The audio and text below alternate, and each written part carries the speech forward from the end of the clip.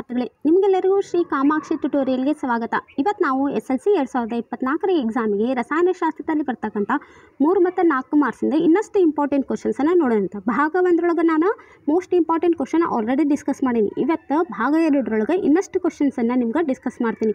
ಇವನ್ನೆಲ್ಲ ನೀವು ಬೇಸಾಗಿಟ್ಕೊಂಡು ಇನ್ನೊಂದು ಸ್ವಲ್ಪ ಹಾರ್ಡ್ ಸ್ಟಡಿ ಮಾಡಿದರೆ ನೀವು ಔಟ್ ನೀವು ಮಾರ್ಕ್ಸನ್ನು ತೊಗೊಂಡು ಬಂದೇ ಬರ್ತೀರಿ. ನೋಡಿರಿ, ಶಾರ್ಟೇಜ್ ಇರೋದ್ರಿಂದ ನಾನು ನಿಮ್ಗೆ ಹೇಳಿಕತ್ತೀನಿ ರೀ. ಇಲ್ಲಾಂದ್ರೆ ನಾನು ಡೀಟೇಲಾಗಿ ನಿಮ್ಗೆ ಎಕ್ಸಾಮ್ಗೆ ಏನೇನು ಬರ್ತಕ್ಕಂಥ ಪಾಯಿಂಟ್ ಟು ಪಾಯಿಂಟ್ ಹೇಳ್ಕೊಡ್ತಿದ್ದೆ. ಆದರೆ ಈಗ ನಿಮ್ಗೆ ನಾಳೆ ಒಂದೇ ದಿನ ಟೈಮ್ ಇರೋದ್ರಿಂದ ನಾನು ಡೀಪಾಗಿ ಹೇಳ್ಕೊಂಡು ಕುಂತ್ರೆ ನಿಮಗೆ ಎಕ್ಸಾಮ್ಗೆ ನೀವೇ ಸ್ಟಡಿ ಮಾಡಬೇಕು. ನಂದು ಒಂದೇ ವಿಡಿಯೋ ನೋಡಿದ್ಯಾ, ನೀವು ಹೋದೆ ಎಕ್ಸಾಮ್ ಪಾಸ್ ಆಗಿದೆ ಇಲ್ಲ, ನಂದು ವಿಡಿಯೋ ನೋಡೋದ್ರ ಜೊತೆ ನೀವು ಅದ್ರ ಜೊತೆ ಹಾರ್ಡ್ ಸ್ಟಡಿ ಮಾಡಬೇಕಲ್ಲ. ಅದ್ರ ಸಂಬಂಧ ನೀವು ನನ್ನ ವಿಡಿಯೋ ಒಂದೇ ನೋಡಿದ್ರಿ ಪಾಸ್ ಆದ್ರಿ ಅಂತಲ್ಲ, ನಾನು ವಿಡಿಯೋ ನೋಡಿದ್ದೆ ನೀವು ಪ್ರಾಕ್ಟೀಸ್ ಮಾಡ್ಕೊಂಡು ಹೋದ್ರೆ ನಿಮ್ಗೆ ಎಕ್ಸಾಮ್ನಾಗ ಬರೋಕೆ ಬರ್ತೈತಿ. ನಾನು ಫುಲ್ ನಿಮ್ಗೆ ವಿಡಿಯೋನ ಲೆಂದಿ ಮಾಡಿ ಡೀಟೇಲಾಗಿ ಹೇಳ್ಕೊಂತ ಕುಂತೀನಿ ಅಂದ್ರೆ ನಿಮ್ಗೆ ಎಕ್ಸಾಮ್ಗೆ ನೀವು ಓನಾಗಿ ಸ್ಟಡಿ ಮಾಡೋದು ಯಾವಾಗ? ಇದೆಲ್ಲ ಮಾಡೋದು ಒಂದು 6 ತಿಂಗಳ ಹಿಂದೆ ನಾನು ನಿಮ್ಗೆ ಏನಾರ ಕ್ಲಾಸ್ ಮಾಡಿದ್ರೆ ಡೈಲಿ ನಿಮ್ಗೆ ಪರ್ಫೆಕ್ಟ್ ಮಾಡಿಸಿ ಕಳಿಸ್ತಿದ್ದೆ. ಆದರೆ ನಂದು ವಿಡಿಯೋಸ್ ಮಾಡೋದು ಲೇಟ್ ಆಯಿತು. ಈಗೇನೈತಲ್ಲ ಶಾರ್ಟ್ ವಿಡಿಯೋ ಒಳಗೆ ನಿಮ್ಗೆ ಶಾರ್ಟಾಗಿ ನಾನು ನಿಮ್ಗೆ ಹೇಳ್ಕೊತ ಹೋಗ್ತೀನಿ. ಅದ್ರ ಜೊತೆ ನೀವು ಒಂದು ಸ್ವಲ್ಪ ಹಾರ್ಡ್ ಸ್ಟಡಿ ಮಾಡ್ಕೊಂಡು ಹೋದ್ರಿ ಅಂದ್ರೆ ಎಕ್ಸಾಮ್ನಾಗ ನೀವು ನಾಡ್ದು ಎಕ್ಸಾಮ್ನಾಗ ಔಟ್ ತೊಗೊಂಡೆ ಬಂದೇ ಬರ್ತೀರಿ. ನೋಡಿರಿ, ನನ್ನ ಕ್ಲಾಸ್ ಸ್ಟಾರ್ಟ್ ಮಾಡೋಕ್ಕಿಂತ ಮೊದಲು ನನ್ನ ಕ್ಲಾಸ್ ನಿಮ್ಗೆ ಲೈಕ್ ಆದ್ರೆ ಒಂದು ಲೈಕ್ ಮಾಡಿರಿ, ಸಬ್ಸ್ಕ್ರೈಬ್ ಮಾಡಿರಿ, ನಿಮ್ಮ ಫ್ರೆಂಡ್ಸ್ ಎಲ್ಲರಿಗೂ ಶೇರ್ ಮಾಡಿರಿ. ನೋಡಿರಿ, ಮತ್ತು ಇಂಪಾರ್ಟೆಂಟ್ 3 ಮತ್ತು 4 ಮಾರ್ಕ್ಸಿನ ಇಂಪಾರ್ಟೆಂಟ್ ಕ್ವಶನ್ ನೋಡೋದಂತ. ಕಾಸುವಿಕೆ ಮತ್ತು ಹುರಿಯುವಿಕೆಯ ನಡುವಿನ ವ್ಯತ್ಯಾಸಗಳನ್ನು ತಿಳಿಸಿ. ಈ ಪ್ರಕ್ರಿಯೆಗಳನ್ನು ಸತುವನ್ನು ಉದ್ಧರಣೆ ಮಾಡುವಲ್ಲಿ ಹೇಗೆ ಉಪಯೋಗಿಸಿಕೊಳ್ಳಲಾಗುತ್ತದೆ? ಸಮೀಕರಣಗಳ ಸಹಾಯದಿಂದ ವಿವರಿಸಿ. ಈ ಕ್ರಿಯೆಯ ನಂತರ ಸತುವನ್ನು ಪಡೆಯಲು ಅಪಕರ್ಷಣೆ ಅಗತ್ಯವೇ ಏಕೆ ಅನ್ನೋದನ್ನು ಹೇಳಬೇಕು. ನೋಡಿರಿ, ಕಾರ್ಬೋನೇಟ್ ಅದಿರುಗಳನ್ನು ಆಕ್ಸೈಡ್ ಆಗಿ ಪರಿವರ್ತಿಸಬೇಕಾದರೆ ಕಡಿಮೆ ಗಾಳಿಯಲ್ಲಿ ಹೆಚ್ಚಿನ ಉಷ್ಣತೆಯಲ್ಲಿ ಕಾಸುವ ಕ್ರಿಯೆಯನ್ನು ಕಾಸುವಿಕೆ ಅಂತ ಕರೀತಾರೆ. ಸಲ್ಫೈಡ್ ಅದಿರನ್ನು ಆಕ್ಸೈಡ್ ಆಗಿ ಪರಿವರ್ತಿಸಲು ಅಧಿಕ ಪ್ರಮಾಣದ ಗಾಳಿಯಲ್ಲಿ ಹೆಚ್ಚಿನ ಉಷ್ಣತೆಗೆ ಕಾಸುವ ಪ್ರಕ್ರಿಯೆಯನ್ನು ಹುರಿಯುವಿಕೆ ಅಂತ ಕರೀತಾರೆ. ನೋಡಿರಿ, ZnCO3ಯನ್ನು ಕಾಸುವ ಪ್ರಕ್ರಿಯೆಗೆ ಒಳಪಡಿಸಿದಾಗ ZnO ಉಂಟಾಗುತ್ತದೆ. ZnCO3 ನೋಡಿರಿ, ಅದಕ್ಕೆ ಉಷ್ಣ ಕೊಟ್ಟರೆ ZnO ಪ್ಲಸ್ CO2. ಅದೇ ರೀತಿ ZnSನ್ನು ಹುರಿಯುವಿಕೆಗೆ ಒಳಪಡಿಸಿದಾಗ ZnO ಉಂಟಾಗುತ್ತದೆ. 2ZnS ಪ್ಲಸ್ 3O2 ಗಿವ್ಸ್ ಉಷ್ಣವನ್ನು ಇದು ಮಾಡಿದ್ರೆ 2ZnO ಪ್ಲಸ್ 2SO2 ಆಗೈತಿ. ಈ ಕ್ರಿಯೆಯ ನಂತರ ಅಪಕರ್ಷಣೆಯ ಅಗತ್ಯವಿದೆ. ಏಕೆಂದರೆ ಸತುವಿನ ಆಕ್ಸೈಡನ್ನು ಸೂಕ್ತ ಅಪಕರ್ಷಣಕಾರಿಯಿಂದ ಅಪಕರ್ಷಿಸಿದಾಗ ಸತು ಲೋಹ ಉಂಟಾಗ್ತೈತಿ. ನೆಕ್ಸ್ಟ್ ನೋಡ್ರಿ, ನೀರಿನ ವಿದ್ಯುತ್ ವಿಭಜನೆಯಲ್ಲಿ ಉಪಯೋಗಿಸುವ ಉಪಕರಣದ ಚಿತ್ರವನ್ನು ಬರೆಯಿರಿ. ಕೆಳಗಿನ ಭಾಗಗಳನ್ನು ಗುರುತಿಸ್ಬೇಕು. ಇದನ್ನು ನೋಡ್ರಿ, ಇದು ಇಂಪಾರ್ಟೆಂಟ್ ಕ್ವಶನ್. ನೋಡ್ರಿ, ಇದನ್ನು ರಿಪೀಟ್ ಆಗೈತಿ. ನೀವು ನೋಡ್ರಿ ರಿಪೀಟ್ ಎಷ್ಟು ಆಗ್ತಾವು, ಯಾವ ಇಂಪಾರ್ಟೆಂಟ್ ಕ್ವಶನ್ಸ್ ಅಂತ ನೀವು ಏನು ಸಣ್ಣ ಮಕ್ಕಳೆಲ್ಲ ಅಂಡರ್ಸ್ಟ್ಯಾಂಡ್ ಮಾಡ್ಕೊರಿ, ಓದ್ರಿ. ನೆಕ್ಸ್ಟ್, ಲೋಹದ ಮೇಲೆ ಹಬೆಯ ವರ್ತನೆಯನ್ನು ತೋರಿಸುವ ಪ್ರಯೋಗದ ಉಪಕರಣಗಳ ಜೋಡಣೆಯ ಚಿತ್ರವನ್ನು ಬರೆಯಿರಿ. ಕೆಳಗಿನ ಭಾಗಗಳನ್ನ ಗುರುತಿಸ್ಬೇಕು. ಲೋಹದ ಚೂರು, ವಿತರಣಾ ನಳಿಕೆ. ನೋಡ್ರಿ, ಇದನ್ನು ಡಯಾಗ್ರಾಮನ್ನು ತೆಗೆದು ಭಾಗನ ಗುರುತಿಸ್ಬೇಕು. ನೆಕ್ಸ್ಟ್, ತಟಸ್ಥೀಕರಣ ಎಂದರೇನು? ನೋಡ್ರಿ, ತಟಸ್ಥೀಕರಣ ಕ್ರಿಯೆ ಎಂದರೇನು? ಕ್ಲೋರ್ ಆಲ್ಕಲಿ ಪ್ರಕ್ರಿಯೆಯ ಉತ್ಪನ್ನಗಳನ್ನು ಹೆಸರಿಸಿ. ಪ್ರತಿಯೊಂದರ ಒಂದೊಂದು ಉಪಯೋಗಗಳನ್ನು ಬರೆಯಿರಿ. ಆಮ್ಲ ಮತ್ತು ಪ್ರತ್ಯಾಮ್ಲಗಳ ನಡುವಿನ ಕ್ರಿಯೆ ಲವಣ ಮತ್ತು ನೀರು ಉಂಟು ಮಾಡುವುದನ್ನು ತಟಸ್ಥೀಕರಣ ಕ್ರಿಯೆ ಅಂತ ಕರೀತಾರೆ. ನೆಕ್ಸ್ಟ್, ಕ್ಲೋರ್ ಆಲ್ಕಲಿಯ ಉತ್ಪನ್ನಗಳು ಯಾವ್ಯಾವು? ಹೈಡ್ರೋಜನ್, ಕ್ಲೋರಿನ್, NaOH ಒಳಗೊಂಡಿರುವ ಬ್ರೈನ್. ಹೈಡ್ರೋಜನ್ನ ಉಪಯೋಗಗಳಂದರೆ ಇಂಧನವಾಗಿ, ಕೃತಕ ಎಣ್ಣೆ, ರಸಗೊಬ್ಬರಗಳಿಗೆ, ಅಮೋನಿಯಾ.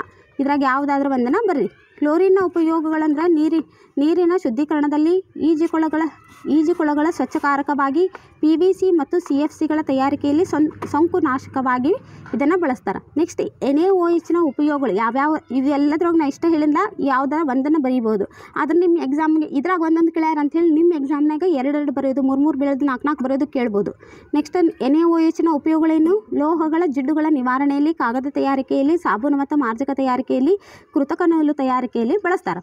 ನೋಡ್ರಿ, ಮತ್ತೆ ವಾಪಸ್ ರಿಪೀಟ್ ಆತ್ರಿ. ಪರ್ಯಾಪ್ತ ಮತ್ತು ಅಪರ್ಯಾಪ್ತ, ಅದಕ್ಕೆ ನಾನು ನಿಮ್ಗೆ ಇಂಪಾರ್ಟೆಂಟ್ ಕ್ವಶನ್ಸ್ ಅಂತ ಹೇಳಿದ್ದು. ನೋಡ್ರಿ, ಪರ್ಯಾಪ್ತ ಮತ್ತು ಹೈಡ್ರೋಪರ್ಯಾಪ್ತ ಕಾರ್ಬನ್ಗಳಿಗಿರುವ ವ್ಯತ್ಯಾಸವನ್ನು ಬರೀಬೇಕು.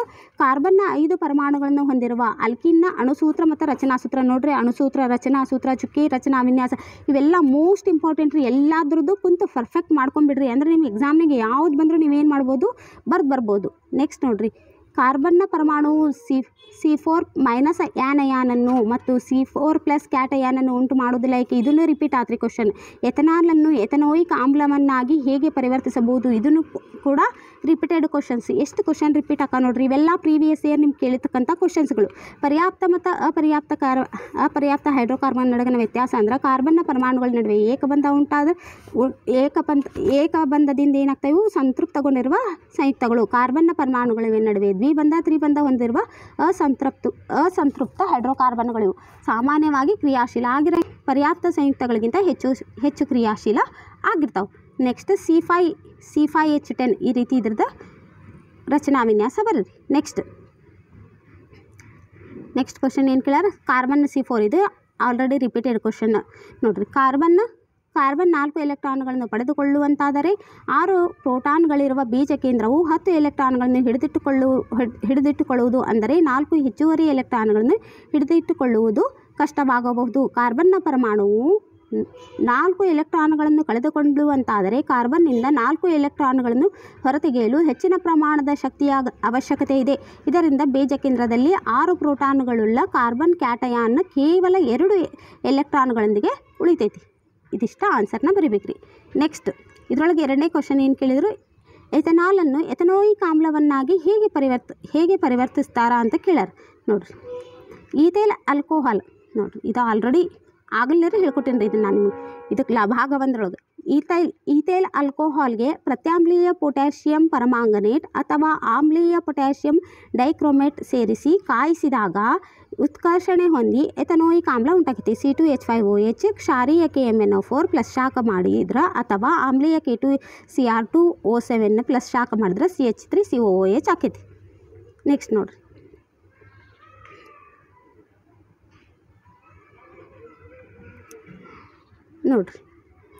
ಕೊಟ್ಟಿರುವ ಕೋಷ್ಟಕವನ್ನು ಗಮನಿಸಿ ಕೆಳಗಿನ ಪ್ರಶ್ನೆಗಳಿಗೆ ಉತ್ತರಿಸಬೇಕು.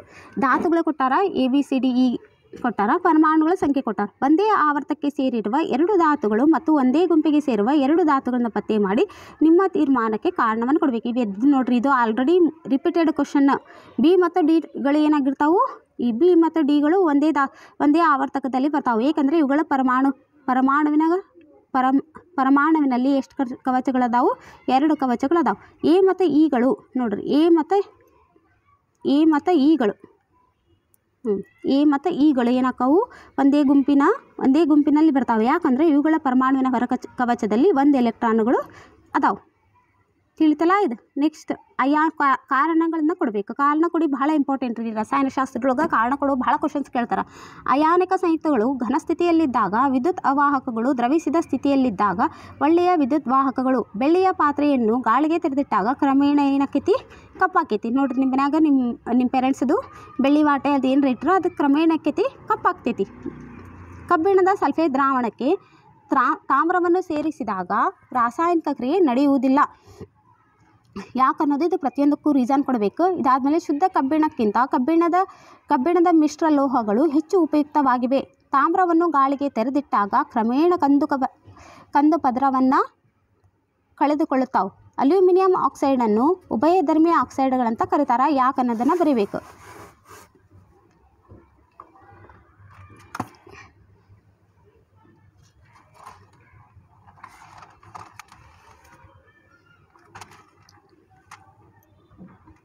ನೋಡ್ರಿ,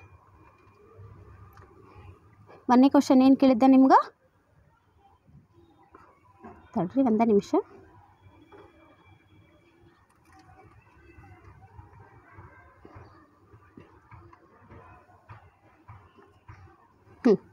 ನೋಡ್ರಿ, ಅಯಾನಿಕ ಸಂಯುಕ್ತಗಳು ಘನಸ್ಥಿತಿಯಲ್ಲಿದ್ದಾಗ ಧನ ಮತ್ತು ಋಣ ಅಯಾನುಗಳ ನಡುವೆ ಪ್ರಬಲ ಆಕರ್ಷಣ ಬಲವಿದ್ದು ಅವು ಕಠಿಣವಾಗಿರ್ತವೆ. ಇದರಿಂದ ಅಯಾನುಗಳ ಚಲನೆ ಸಾಧ್ಯವಿಲ್ಲ.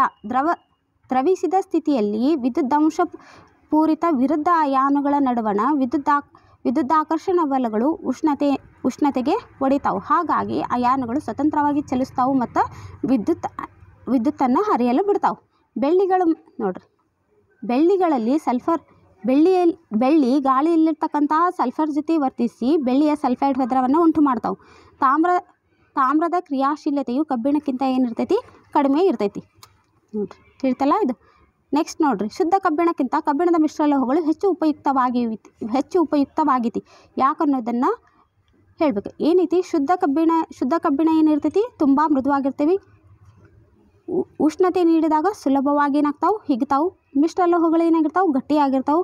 ಕಬ್ಬಿಣವನ್ನು ಬೇರೆ ವಸ್ತುಗಳ ಜೊತೆ ಮಿಶ್ರಗೊಳಿಸಿದರೆ ಅದರ ಗುಣದಲ್ಲಿ ಏನಾಗ್ತೈತಿ, ಬದಲಾವಣೆ ಉಂಟಾಗ್ತೈತಿ. ತಾಮ್ರದ ನೋಡ್ರಿ, ನೆಕ್ಸ್ಟ್ ಏನು ಕ್ವಶನ್ ಕೇಳ್ಯಾರ, ತಾಮ್ರವನ್ನು ಗಾಳಿಗೆ ತೆರೆದಿಟ್ಟಾಗ ಕ್ರಮೇಣ ಕಂದು ಪದರವನ್ನು ಕಳೆದುಕೊಳ್ತೈತಿ. ಯಾಕಂದ್ರೆ ತಾಮ್ರವು ಗಾಳಿಯಲ್ಲಿ ತೇವಪೂರಿತ ಇಂಗಾಲದ ಡೈಆಕ್ಸೈಡ್ ಜೊತೆ ವರ್ತಿಸಿ ಕಂದು ಪದರವನ್ನು ಕಳೆದುಕೊಳ್ಳುತ್ತದೆ. ತಾಮ್ರದ ಕಾರ್ಬೋನೇಟನ್ನು ಉಂಟು ಮಾಡ್ತೈತಿ. ನೆಕ್ಸ್ಟ್ ಕ್ವಶನ್ ಏನು ಕೇಳ್ಯಾರಿ, ಅಲ್ಯೂಮಿನಿಯಂ ಆಕ್ಸೈಡನ್ನು ಉಭಯಧರ್ಮೀಯ ಅಂತ ಕರೀತಾರೆ. ಯಾಕಂದ್ರೆ ಅಲ್ಯೂಮಿನಿಯಂ ಆಕ್ಸೈಡ್ Al2O3 ಆಮ್ಲ ಮತ್ತು ಪ್ರತ್ಯಾಮ್ಲಗಳೆರಡರ ಜೊತೆಗೂ ಪ್ರವರ್ತಿಸಿದಾಗ ಲವಣ ಮತ್ತು ನೀರನ್ನು ಏನು ಮಾಡ್ತೈತಿ, ಉತ್ಪತ್ತಿ ಮಾಡ್ತೈತಿ. ಈ ರೀತಿ ನಾನು ನಿಮ್ಗೆ ರಸಾಯನಶಾಸ್ತ್ರದಲ್ಲಿ ಬರ್ತಕ್ಕಂಥ ಇಂಪಾರ್ಟೆಂಟ್ ಎಲ್ಲ ಕ್ವಶನ್ಸನ್ನು ಮಾಡ್ಸೀನಿ ರೀ. 1 ಮಾರ್ಕ್ಸಿನ ಕ್ವಶನ್, 2 ಮಾರ್ಕ್ಸಿನ ಕ್ವಶನ್, 3 ಮತ್ತು 4 ಮಾರ್ಕ್ಸಿನ ಎಲ್ಲ ಇಂಪಾರ್ಟೆಂಟ್ ಕ್ವಶನ್ಸನ್ನು ಮಾಡ್ಸೀನಿ. ಇದನ್ನ ಜೊತೆಗೆ ನೀವು ಟೆಕ್ಸ್ಟ್ ಬುಕ್ಕನ್ನು ನೋಡಿ ಹಾರ್ಡ್ ಸ್ಟಡಿ ಮಾಡಿದ್ರಲ್ಲ ರಸಾಯನಶಾಸ್ತ್ರದಲ್ಲಿ ಬರ್ತಕ್ಕಂಥ ಒಂದು ಕ್ವಶನನ್ನು ನೀವು ಬಿಟ್ಟು ಬರಂಗಿಲ್ಲ ರೀ. ನೋಡಿರಿ, ಇವತ್ತಿಗೆ ನಾನು ರಸಾಯನಶಾಸ್ತ್ರದ ಎಲ್ಲ ಕ್ವಶನ್ಸು ನಿಮ್ಗೆ ಕಂಪ್ಲೀಟ್ ಮಾಡಿಕೊಟ್ಟೀನಿ. ನನ್ನ ಕ್ಲಾಸ್ ನಿಮ್ಗೆ ಲೈಕ್ ಆತಂದ್ರೆ ಒಂದು ಲೈಕ್ ಮಾಡಿರಿ, ಸಬ್ಸ್ಕ್ರೈಬ್ ಮಾಡ್ಕೊರಿ, ನಿಮ್ಮ ಫ್ರೆಂಡ್ಸ್ಗೆಲ್ಲರಿಗೂ ಶೇರ್ ಮಾಡಿರಿ. Thank you.